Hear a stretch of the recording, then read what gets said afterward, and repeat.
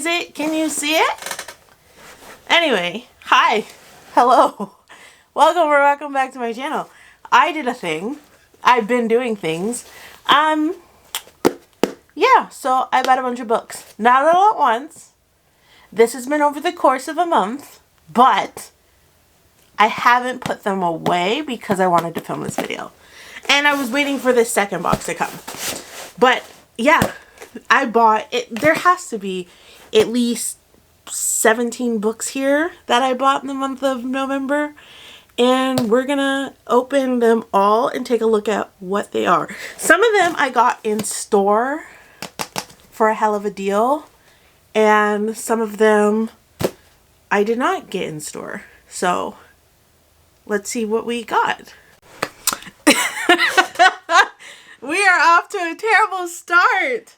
One of the boxes has a bunch of kid books. I didn't order these. So I had to reach out to support. And here's hoping that they aren't gonna not fix it since it's been like a month since I placed the order.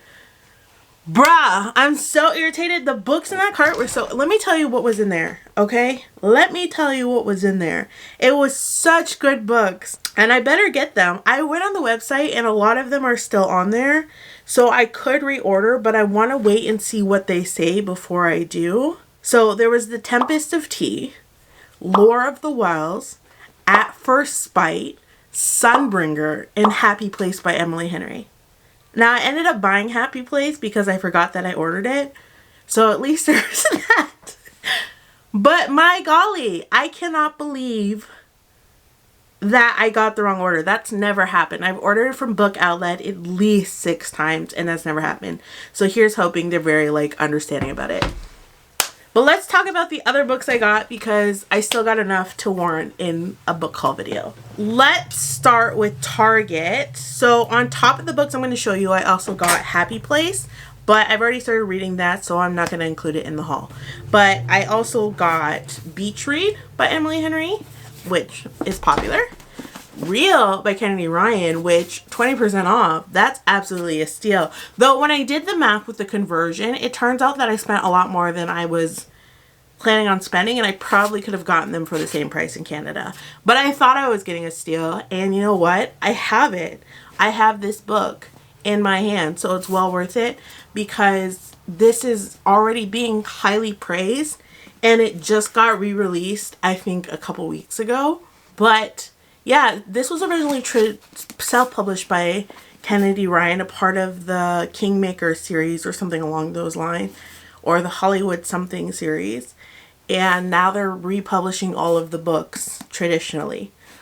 But I have no idea what this story is about. I've not read the back of it. I've not really even looked at in depth at the reviews. I just knew it was a Kennedy Ryan book, so I bought it.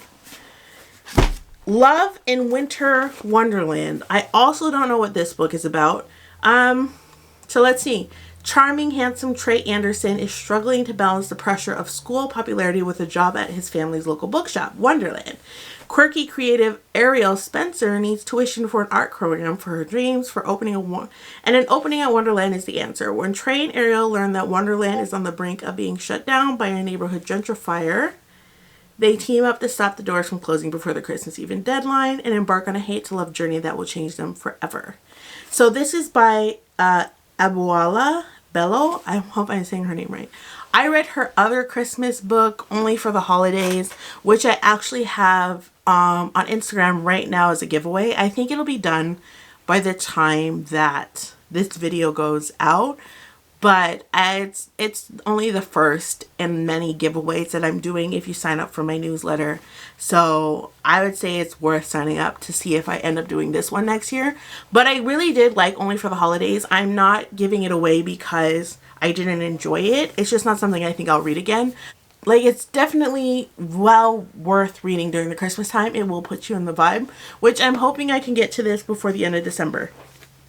This book, I also have no idea what this book is about. Are we noticing a problem? Are we noticing why we're not allowed to have access to our credit cards anymore because I'm solely buying books based off of deals and covers. Like, I don't even know it, but look at it though. A beautiful black girl, a girl and a boy on either side. Options? Bisexual? Come on. So this one is Exes and Foes, and I'm guessing it's about these two people who don't like each other trying to win this girl over. And I wonder if she's going to choose one of them or if these two are going to end up falling in love with each other. Either way, I'm here for it and I'm looking forward to reading it. Probably in 2026 because 2025 is booked up with the books I bought in 2023 that I didn't read in 2024 because I kept buying books in 2024. So we have a long TBR. So so midway through November, I ended up, was it mid-November? At some point I ended up taking a trip to Cleveland with my best friend, and we wanted to like explore the city, but personally all I wanted to do was go to Barnes and Nobles, and I wanted to go to Barnes and Nobles for Celestial Monsters. And this is the Barnes and Nobles exclusive edition, so it has like the map and a little bit of a foiled cover.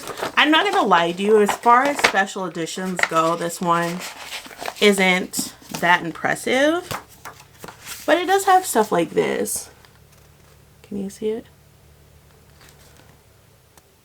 So there's like little added parts to it, but I don't know if it was worth the American price for me to buy this book. But I have the Sunbear Trials, which is the first book in the series, as a hardback, so it's okay that I bought this one as a hardback as well. And if you don't know what the Sunbear Trials is, it's kind of like an Aztec based gods competition where all of the gods send their semi-god children in to battle each other once every 10 years or so, or something like that. And whoever lands in the bottom of the listing gets sacrificed to appease or stop the dark gods from being able to leave the stars. So the Sunbear Trials follows Tio, who is transgender. They were originally born a female, but then they transitioned to a male. And female birds, if you know anything about species, all of the female animals are kind of brown and ugly. And the male birds are very, very beautiful and colorful. So one of the problems for him in the Sunbear Trials is that his wings that he had were still the color of a female bird wings, which was giving him gender dysmorphia. So that's just little pieces of his transgender story that take place in that book. But overall, it's a smashing read. If you like The Hunger Games, you would like that book.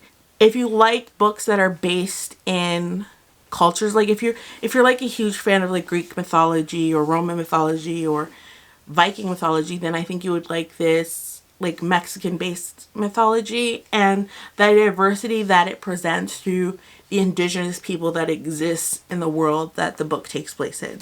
So the second book is the continuation of the story because Sunbear Trials leaves off on a cliffhanger, but I don't want to say much more than that so that it doesn't ruin the first book for you. I will say, however, that I think this is a duology. So I think when I read this book, I will be completely caught up, and maybe I'll do like a reading vlog with this video. And if you don't want to know anything about the stories, then don't watch it. And then I'll just fully go through what the duology is like. Found it. The other book I got from Barnes and Nobles was Clown in a Cornfield. I don't even know if I can get this over here. I've not seen it in any stores, but I haven't really been in a bookstore in Canada in a long time. But if you saw my vlog for Halloween last year, then you know that this was one of my top Halloween reads. And it's actually being turned into a movie. But I have to read the second one, and I want to actually own the books because I originally listened to the first one on audiobook, which was fantastic. I'm a very picky audiobook listener. And the person who read this book did an amazing job and had great voices and definitely added to the terror of the story. And I think that maybe immersed me in it a little bit more. But I listened to it on audiobook. So now I want the physical copy, and I'll want the physical copy of the second one after I listen to that one on audiobook as well. But this one is a good, I don't want to get into it again just in case you watch that other video, but it's a good take on society today. It definitely explores the current political climate amongst people of diversity in respect to a horror movie. So it's very smart. Then, I guess I have been in a Canadian store recently. This was back in October though. I honestly called this store. I'm trying to shop with indie bookstores more and give my money to smaller businesses in my city. And so even though I was dying to own this book, which I don't know why, because I had no plans on reading it anytime soon, I had to wait weeks after the release for it to be available in the indie bookstore. But it's well worth it because now I've given money to my economy while also getting Immortal Dark, this beautiful vampire story. The spine, do you see how pretty this is? This is what I'm talking about. When I want, special editions, I want them to look like this. Like, I don't want to put my book on the shelf like this. I want to put my book on the shelf like this. And it says, no soul can enter without an invitation. Doesn't that sound exciting? I hope the book invited me to enter because I do plan, oh my God. Look at this. Look how pretty this is. All throughout the story. That's so nice. I do plan on reading this in 2025. It's definitely a goal of mine. But like even this. Look at this. Isn't this so pretty? Oh. You have to own this book. You have to seek mind above blood, and if you must bleed, use it as ink. Yeah. Even if I never read this book, I'm happy I own it because it's freaking gorgeous. Absolutely gorgeous. Okay. Now, let's get into the book outlet books I got for the box that actually came with the correct books. And then maybe I'll do like a mini haul when I get the other ones, even though I've already told you what they are. So I don't even know if that's necessary. Now, I'm not going to lie to you. I don't remember a lot of what I ordered. And if I didn't see certain books, I would not even be sure that I ordered this. So this book, I'm kind of upset about because on the site, it doesn't have this cover, and I'm not a fan of covers with people in giant circles that says that it's a TV show, because why would you want that on your shelf? But this one sounded really good, Devil in Ohio. Okay, so this book, Devil in Ohio, is about a girl who comes home to see another girl sitting in her home that her psychiatrist mother brought home with her. And she's not excited about that, but as she gets to know the girl more, she realizes that she's a part of a cult and she had escaped the cult and that her family will do absolutely everything to get her back. And I think this is a horror book. I think I bought it with the intentions of reading it in like horror in July. Like, one of those YouTube things where you read horror at a different point other than Halloween. I'm excited for this book. Okay, so Sign Here. I don't even know what to classify this novel. Maybe it's a thriller. Anyway, it's about somebody who works in hell who can get a promotion if he just gets one more person from the Harrison family to sign over their soul. So he goes and watches them or meets up with them at their summer home and pretends to be somebody. And as he slowly gets to know them, he realizes that they're more devious than they seem. So it sounded interesting to me, but I'm not necessarily sure the vibes I'm gonna get out of it. Surprise, surprise. I got another Kennedy another Kennedy Ryan book. This is the one I was talking about before, the Kingmaker series. Or the Kingmaker series. And this one is the Kingmaker. And once again, I have no idea what it's about. All I saw was Kennedy Ryan and $7.99. And I was sold. So, maybe I have so many unread Kennedy Ryan books that I could probably do a whole reading vlog just reading purely Kennedy Ryan. And you know what? I'm tempted to do it. I apparently bought a lot of books this time around. A Demon's Guide to Wooing a Witch. I read the first book in this series, A Witch's Guide to Fake Dating a Demon. And this one follows the first book's main female character. This is her best friend. And it also follows a demon that you see in the first story who doesn't have the best rep, and kind of their love story. Even in the first book, when they meet, you kind of see like a spark there, but she hates him. So I'm all for this enemies to lovers. I don't even know if it would be enemies, because it doesn't seem like, based off of the back of the book, it doesn't seem like he hates her, but she 100% hates him, and she's a badass bitch, so she will not fold easily. Forged in Blood, book 1 of the Tainted Blood duology. I don't know what this book is about either. I'm sure you're annoyed at hearing that. All I saw is that it's a black fantasy and it's a beautiful cover. But let me take a quick look. Okay, this sounds really interesting. This is about a young, powerful girl who goes on a mission to free her people. Not entirely unique, but it seems to be based in African, maybe specifically Nigerian mythology. That's what I'm guessing based off of the names in the book. But I'll just say West African mythology. I don't want to like pinpoint a specific nation and say it belongs to them. So just West African mythology. So that might add a twist to it, but I haven't been reading a lot of YA fantasy books because I'm kind of over the whole savior of the universe trope. And after Six of Crows, I've just been purely a group kind of fantasy person. Like, I want multiple characters traveling across the world together or embarking on some type of journey in my story. So yeah, I haven't read one of these books in a while, so maybe this will change my mind. Eleanor and Park. So it's just about these two people who meet on a bus and through conversations just slowly fall in love with one of each other. And it was really sweet, and it was one of those YA books in like the early 2000s, the 2006 to 2014 era, that really highlighted the different, awkward, odd kid. And I think anybody who felt like an outsider could really relate to that section of YA, that time period of YA. And this is one of the books that was really well done with that. So I just bought it kind of as a nostalgia read and to see if I like it as much as I liked it before.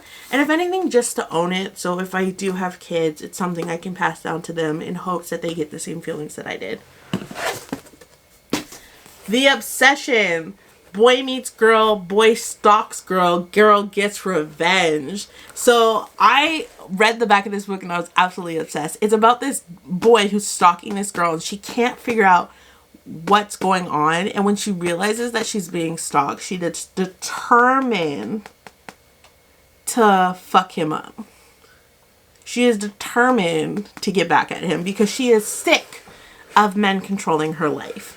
And I just thought, I haven't read a lot of stalker romances. I'm not a stalker romance person. I haven't read a lot of books about stalkers in general.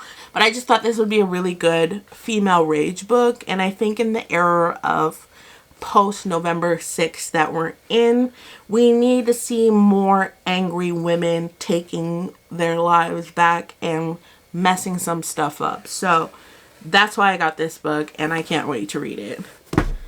Last but not least, when it shouldn't be last but not least, but last but not least, The Black Girl's Guide, The Black Girl Survives in this one. So when I originally saw this book, I thought it was just one horror book. But then when I was going through it, I realized that it's an anthology of short horror stories where the black girl doesn't die. So I thought that would be very interesting to read. I might save this for Halloween next year. Just so I can read or watch something that's a little...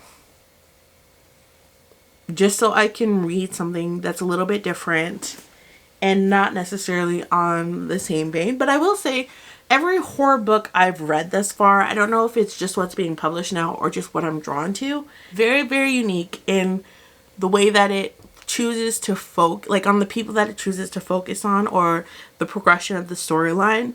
So I've not had any complaints about, you know, the 90s, 80s kind of stuff that we used to get, and the continuous theme that exists of white saviors. Yeah, I haven't read any horror books like that. But I haven't read many horror books, so maybe there are no horror books like that. But those are the books I got. Yeah, the other ones I told you about, I'm excited for them to come in as well. Those ones I probably are going to be more likely to read first. I've already read Lore of the Wilds, but I just wanted to own the book so that when Tide of the Wilds comes out, I'll be able to own both of them, because originally when I read Lore of the Wilds, I got the ebook version. I didn't need to, but that's just what I pre-ordered somehow, and yeah, I didn't want to buy it again for full price. So when I saw it on the website for so little, I was like, yeah, you know what? Let me get it a second time.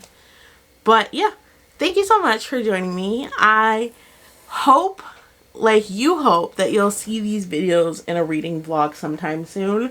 But let me just warn you, most likely no. I keep signing up to be ARC readers for beautiful black writers, and you know what? I keep prioritizing those to the point where we are on December 10th and I have yet to read one Christmas book.